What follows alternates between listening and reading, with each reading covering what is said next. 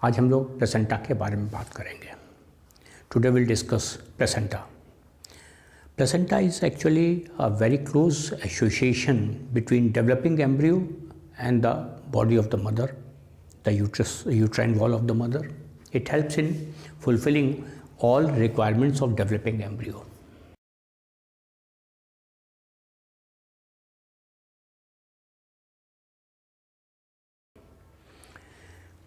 Placenta जो है ये माता और गर्भ में उपस्थित जो भ्रूण है उसके बीच एक सघन संबंध होता है और इसी प्लेसेंटा के माध्यम से बढ़ते हुए भ्रूण की जितनी आवश्यकताएं हैं वो पूरी की जाती हैं।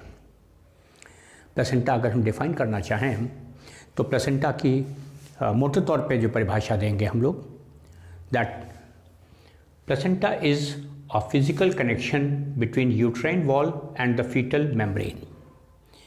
फीटल मेम्ब्रेन जो भ्रूण के चारों तरफ जो झिल्लियाँ पाई जाती हैं, तीन तरह की झिल्लियाँ होती हैं। एक कोरियन होती है, एक एमनियन होती है और एक एलेंट्रैक्स सैक की झिल्ली होती है। तो ये तीनों झिल्लियाँ जो होती हैं इनको हम लोग कहते हैं एम्ब्रियोनिक मेम्ब्रेन। तो placenta is an physical connection between uterine wall and the fetal membranes. What for this is for physiological requirement of developing embryo. जो बढ़ता हुआ भ्रूण होता है उसकी जो भी जैविक आवश्यकताएं होती हैं उनको पूरा करने के लिए प्लेसेंटा पाया जाता है। So placenta is actually for fulfilling all the requirements of the developing embryo and we can define it as that placenta is a physical connection between uterine wall and the fetal membrane for physiological requirements of the developing embryo.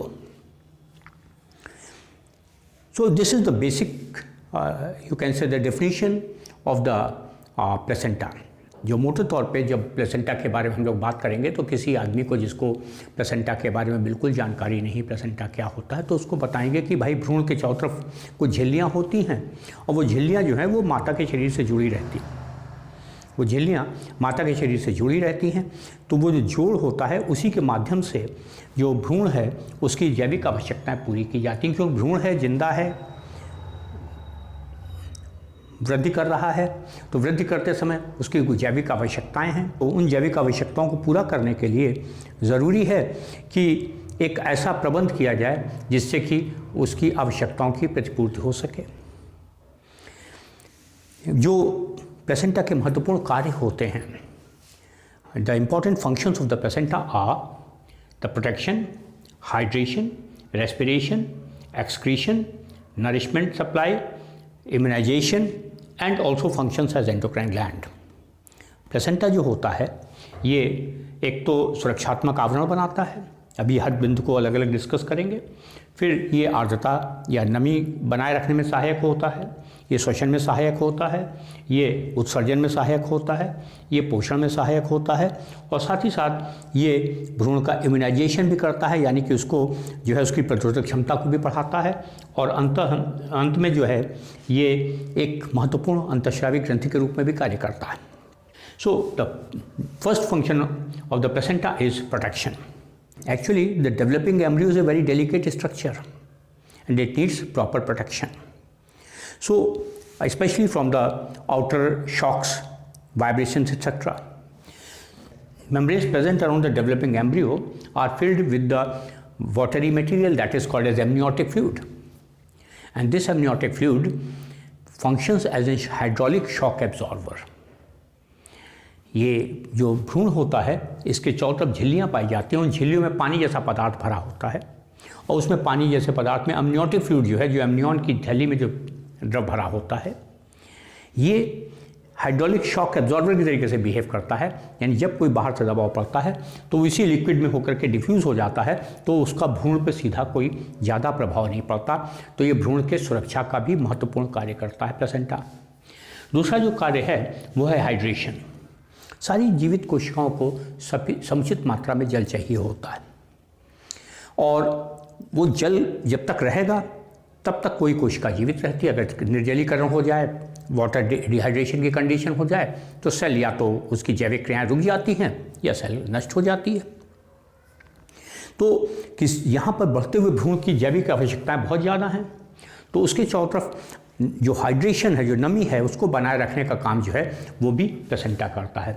ये चारों तरफ झिल्ली में जो पानी भरा है वो उसको नमी बनाए रखेगा और उसको सुरक्षित रखेगा उसके अंदर।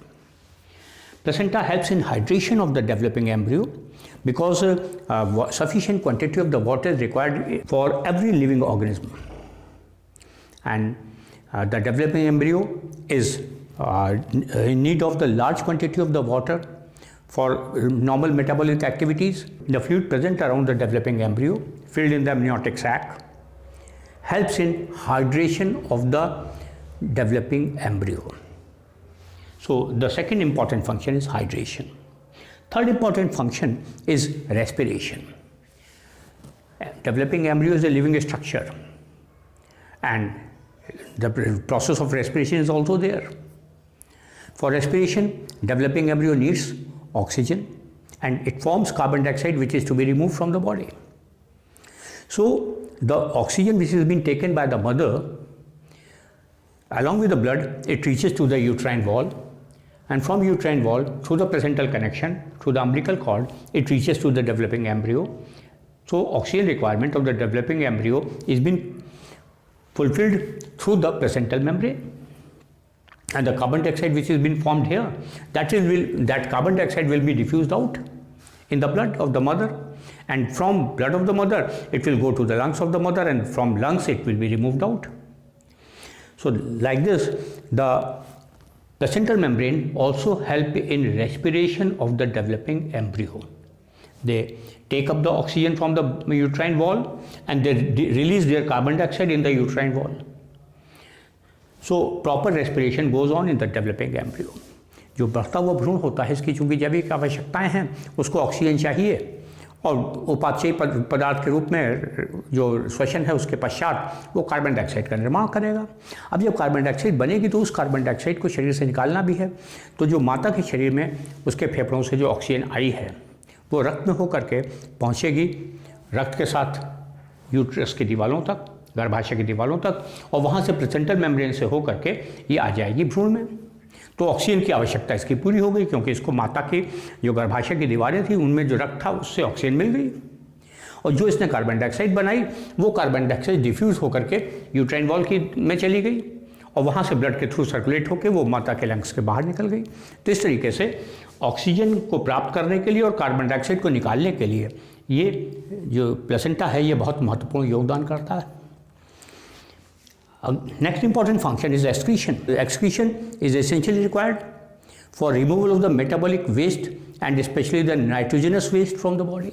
Developing embryo is also forming large quantity of the metabolic waste. Along with that, the nitrogenous waste are also being formed, and these nitrogenous waste are to be removed from the embryo through the placental membrane, and then they will reach to the blood of the mother, and from the blood of the mother they will finally passed out through the kidney of the mother.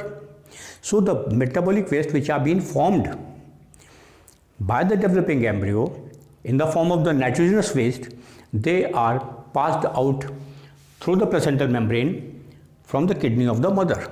So it helps in process of excretion. Next important function of the placenta is nourishment. Placenta provides nourishment to the developing embryo. The food which is being taken by the mother is absorbed in the intestine of the mother, and then it circulates in the blood. From the blood, along with the blood, it reaches to the uterine wall. In uterine wall, the placental villi are there, the umbilical cord is there, the close attachment of the embryonic membrane is there, and through that close attachment, all those nourishing material, the carbohydrate, proteins, vitamins, minerals, etc., all those are being taken up by the developing embryo through this placental membrane. So, for developing embryo, the nourishment supply is being supplied through the placental membranes. जो भ्रूण होता है इसकी अपनी पोषण की आवश्यकताएं होती हैं, और जो पोषण की आवश्यकताएं हैं उनको पूरा करने के लिए जो माता ने भोजन लिया है उसके शरीर से, माता ने जब भोजन खाया वो अवशोषित होगा, उसके रक्त में जाएगा, रक्त से बहता हुआ, रक्त से सर्कुलेट होता हुआ वो आएगा यूट्रस की दीवारों पे, यूट्रस की दीवारों में प्लेसेंटल मेम्ब्रेन्स के थ्रू वो चला जाएगा एम्ब्रियो में। तो इस तरह से एम्ब्रियो, जो माता भोजन करेगी, जो माँ के बॉडी में भोजन जाएगा, वो पोषण इसको मिलता रहेगा प्लेसेंटल मेम्ब्रेन के थ्रू। यानी एम्ब्रियो के पोषण के लिए प्लेसेंटा का बड़ा महत्वपूर्ण योगदान होता है। So for nourishment of the developing embryo, the placenta plays one of the very important role. Next important thing is immunisation. Developing embryo is not capable of forming sufficient quantity of the immune substances, the antibodies. And the immunity of the developing embryo is being maintained by help of the antibodies which are being formed by the body of the mother. Body of the mother forms various antibodies. Those antibodies enter through the blood, they enter in the uterine wall, and from uterine wall through the placental membrane, they finally enter in the developing embryo. So developing embryo receives antibodies from the body of the mother. Indirectly, the developing embryo is being immunized, or you can say that it develops resistance to the various type of the pathogens. So the placenta also helps in immunization of the developing embryo, or the placenta is very useful for immunization of the developing embryo because it is a selectively permeable membrane and it allows to pass out some of the substances and doesn't allow some of the substances. So antibodies can pass through the placental membranes and finally they can reach to the embryonic developing embryo and they provide the protection. जो बढ़ता हुआ भ्रूण होता है, ये समुचित मात्रा में प्रतिरोधक क्षमता इसमें नहीं होती, क्योंकि इसमें जो एंटीबॉडी बनाने की क्षमता है वो उतनी ज़्यादा नहीं है जो कि बड़ों में जितनी होती है। ऐसी स्थिति में उसको सुरक्षा देने का काम जो होता है वो होता है प्लेसेंटा के माध्यम से। माता के शरीर में जो एंटीबॉडीज़ बनती हैं, विभिन्न रोगों के प्रतिरोधक एंटीबॉडीज़ जो हैं उसकी बॉडी में, माता की बॉडी में, वो एंटीबॉडीज़ ब्लड के साथ जब प्लेसेंटल मेम्ब्रेन में पहुंचती हैं तो प्लेसेंटल मेम्ब्रेन से क्रॉस करके वो एम्ब्रियो में आ जाती हैं, भ्रूण में आ जाती हैं, और इस तरह से भ्रूण को सुरक्षात्मक आवरण मिल जाता है, वो सुरक्षा मिल जाती है जो कि एंटीबॉडी से उसको मिलनी चाहिए। ये विभिन्न प्रकार के रोगों के लिए प्रतिरोधक क्षमता उत्पन्न कर लेता है। तो इस तरीके से देखा जाए तो जो बढ़ता हुआ भ्रूण है उसका जो इम्यूनाइजेशन हो जाता है, एक तरह से कहें कि वैक्सीनेशन जैसा हो जाता है, और वो इम्यूनाइजेशन जो है वो उसको हेल्प करता है कि वो अपने शरीर को सुरक्षित रख सके। तो इस तरह से इम्यूनाइजेशन में प्लेसेंटा का बहुत महत्वपूर्ण योगदान होता है। अगली जो सबसे इम्पॉर्टेंट चीज़ है वो ये कि प्लेसेंटा जो होता है ये एक महत्वपूर्ण अंतःस्रावी ग्रंथि के रूप में भी कार्य करता है, और जब भी प्लेसेंटा अंतःस्रावी ग्रंथि के रूप में कार्य करता है तो विभिन्न प्रकार के हार्मोन निकालता है। ये प्लेसेंटा एक स्थायी ग्रंथि नहीं है, ये अस्थायी ग्रंथि है। स्थायी ग्रंथि वो होती है जो परमानेंटली हमारी बॉडी में प्रेजेंट होती है, जैसे पिट्यूटरी है, थाइमस है, थायराइड है, पैराथायराइड है, ये हमारी परमानेंट ग्लैंड्स हैं। पर प्लेसेंटा तभी बॉडी में पाया जाता है जिस समय की प्रेगनेंसी होती है। जब प्रेगनेंसी होगी तभी प्लेसेंटा मौजूद होगा, जब प्लेसेंटा मौजूद होगा उसी समय जो है वो उससे निकलने वाले हार्मोन्स निकलेंगे, और इन हार्मोन्स बहुत सारे हार्मोन्स होते हैं, उनमें से मुख्य जो 5 हार्मोन हैं वो हैं HCG, human chorionic gonadotropin, oxytocin, relaxin, progesterone and oestrogen. ये हार्मोन जो होते हैं ये बढ़ते हुए भ्रूण और माता के शरीर के बीच में एक सामंजस्य बनाते हैं, और ये इस शरीर पे इस तरह के सकारात्मक प्रभाव डालते हैं जिससे कि भ्रूण का सामान्य विकास हो सके। Placenta also functions as an important endocrine gland. This is a temporary gland. It is not a permanent gland like other glands like pituitary, thyroid, parathyroid, etc. It is a temporary gland which is only present during the pregnancy. This placenta secretes different type of the hormones. Out of those, these 5 hormones are very important. One is the HCG, that is human chorionic gonadotropin.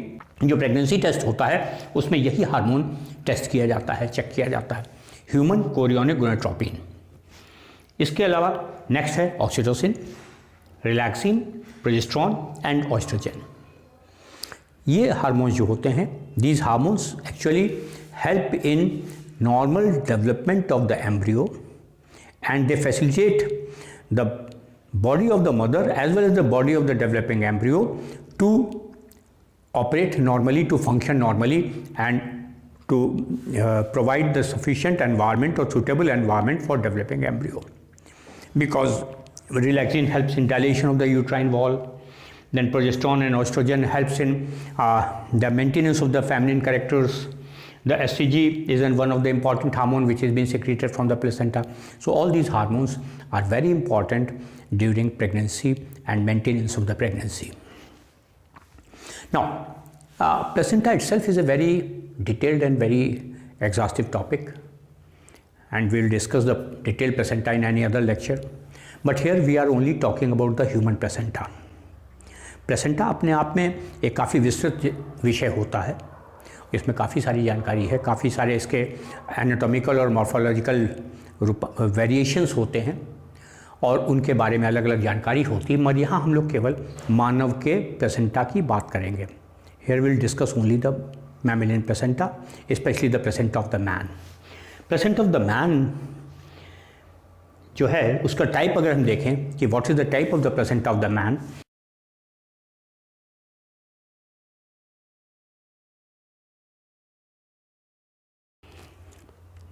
placenta of the man is a choriolentic placenta. So choriolentic placenta means that there are the different, as we already discussed, that there are three important membranes, the chorion, amnion and the allantois.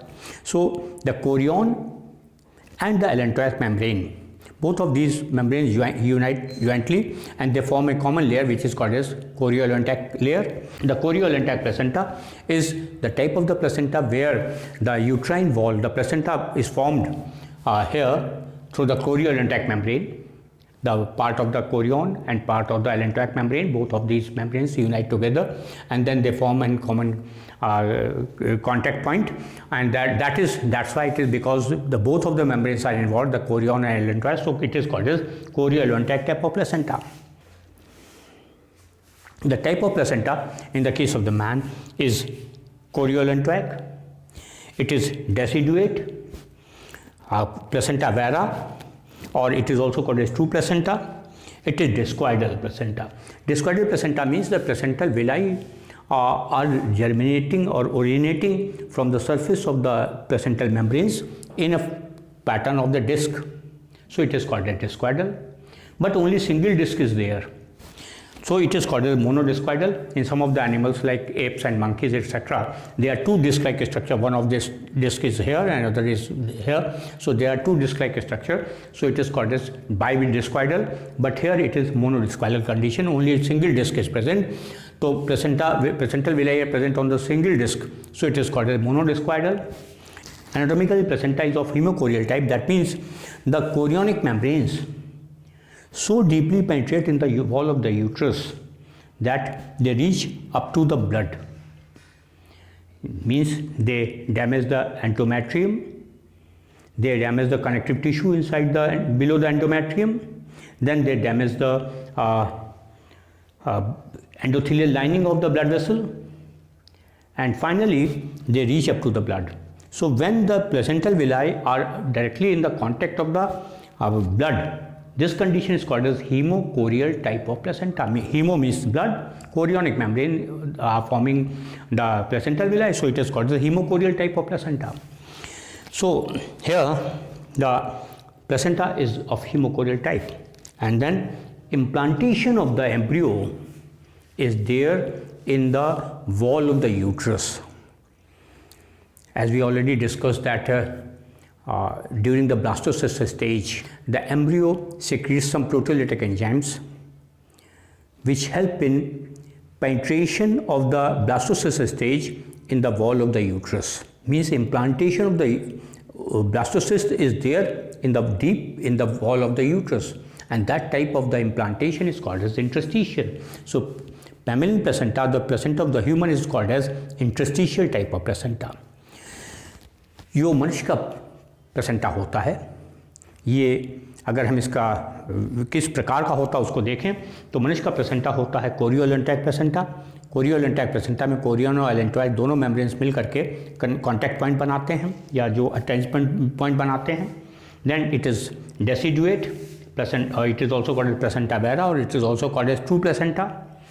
It is डिस्क्वाइडल.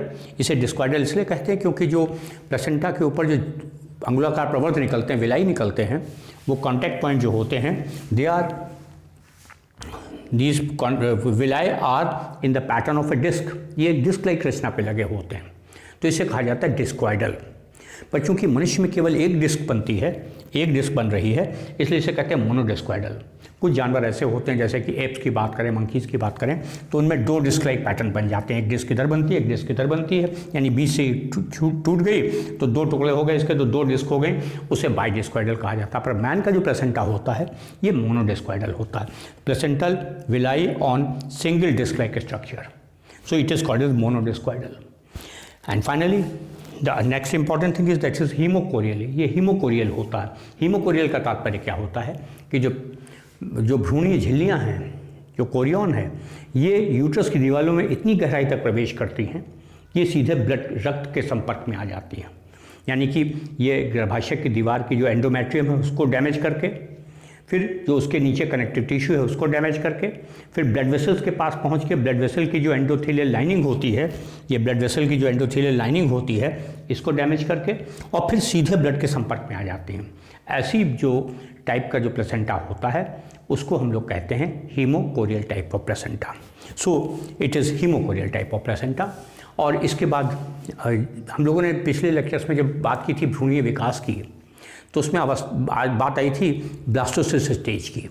हमने बताया था कि blastocyst stage जो होती है उसमें कुछ पाचक रस निकलते हैं, और ये पाचक रस जो हैं वो गर्भाशय की दीवारों में एक गड्ढा जैसा बना देते हैं, और उसी गड्ढे के अंदर स्थापित होता है भ्रूण, या जो ब्लास्टोसिस्ट है, या जिसे हम लोग कहते हैं गर्भ स्थापना या इम्प्लांटेशन। तो इम्प्लांटेशन कहाँ होता है? यूट्रस की दीवार के अंदर होता है।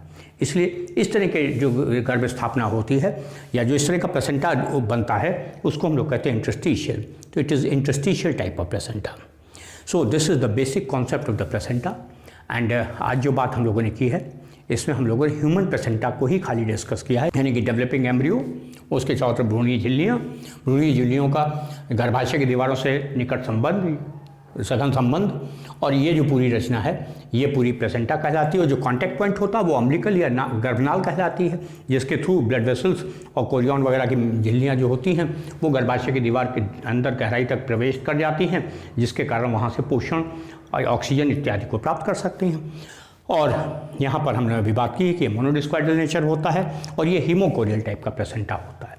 तो ये केवल आज हम लोग बात जो कर रहे हैं वो केवल मनुष्य के प्लेसेंटा के बारे में बात की है। हमने पहले भी कहा था कि the placenta itself is a very detailed topic, it will be discuss elsewhere in other chapter, but यहाँ पर बेसिक बात हम लोगों ने खाली की है। क्योंकि हम लोग ह्यूमन रिप्रोडक्शन करते हुए आ रहे हैं, अलग अलग चैप्टर डिस्कस किए हैं, तो ये जो चैप्टर है, आज के चैप्टर हमने ह्यूमन प्लेसेंटा की बात की है। अगले लेक्चर में हम लोग बात करेंगे कि भ्रूणीय स्तरों से क्या क्या बनता है, जर्मिनल लेयर जो होती हैं, एक्टोडर्म, एंडोडर्म और मेसोडर्म, उनसे क्या बनता है उसके बारे में बात करेंगे। Today we discuss the placenta और now in next lecture we will discuss the future of the germinal layers. There are three types of the germinal layers which have been formed during embryonic development. That is ectoderm, endoderm and mesoderm. And what is the fate of these layers? We will discuss this thing in next lecture. Thank you very much.